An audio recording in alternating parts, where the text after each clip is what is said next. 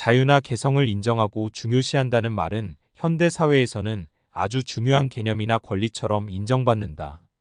하지만 실제 개인과 일상에서 이러한 개념은 단순히 나도 상관 안 할 테니 너도 상관하지 말아라는 식의 사고방식이나 행동을 정당화하는데 더 자주 사용된다.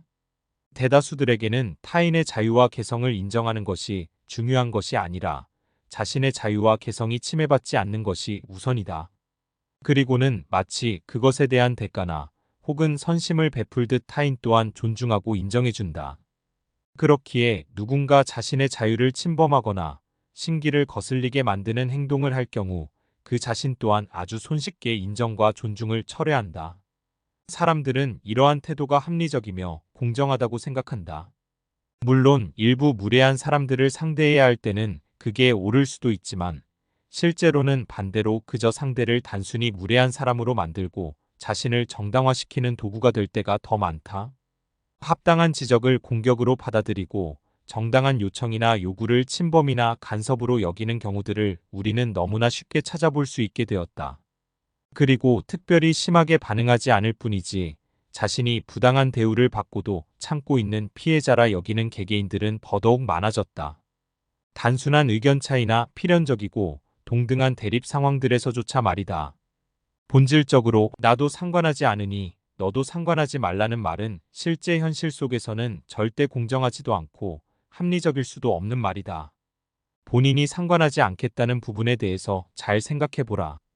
대부분은 딱히 관심이 없거나 상관했을 때 본인에게 오히려 손해인 부분, 혹은 적어도 이득이 될 게 전혀 없는 부분들이다. 아니면 자신에게도 위험 부담이 존재하는 사안이거나. 하지만 반대로 그러한 부분이 너무나 중요하거나 포기할 경우 큰 손해를 입거나 혹은 어마어마한 기회를 상실하는 게 되는 사람들도 존재한다. 그런 이들은 어떻게 해서든 그 부분에 대해서 상관해야 하며 상관하지 말라는 것 자체가 그들의 자유와 권리를 침해하는 것이 된다. 나도 하지 않으니 너도 하지 말라는 주장 그 자체가 실제로는 제안자 자신의 이익과 편중된 취향에 이미 근거하고 있을 가능성이 높은 것이다. 그리고 이를 인식하지 못한 제안자들은 자신의 주장을 합리적이고 공정하다 여기며 그렇기에 그 주장을 따르지 않는 상황이나 사람들을 단순히 불공정하거나 무례한 이로 치부하며 성찰의 필요성을 느끼지 않는다.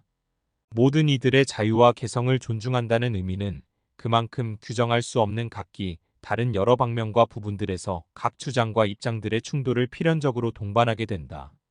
그리고 이러한 충돌들 자체와 내용들은 이렇듯 다면적이며 입체적인 형태로 이해되어야 하지만 우리는 대부분 상대의 잘못으로 치부하거나 단순히 대립적 입장에서 그 상황과 당사자들을 바라보게 된다. 막연히 서로 양보하라거나 기계적 평등이나 결과적 평등 같은 단순한 결론으로만 귀결되고 타인들은 물론이고 당사자들조차 그 의미를 생각하지 않으려는 경향을 보인다.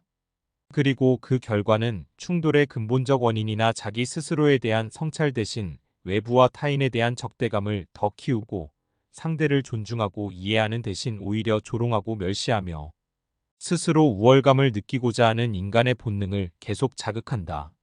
평등과 공정, 자유와 개성, 그리고 존중이라는 개념들의 본질적 의미나 한계를 제대로 생각하지 않고 각자 본인의 이기심과 모순을 직시하고 성찰하지도 않은 채 그저 자신의 권리와 이익을 보호하기 위해 자유와 개성의 존중을 입에 올리고 그러한 이상적 관념을 자기 자신의 편중된 입장이나 주장을 포장하는데 계속 사용하는 이상 이러한 부분은 점차 심화될 것이다.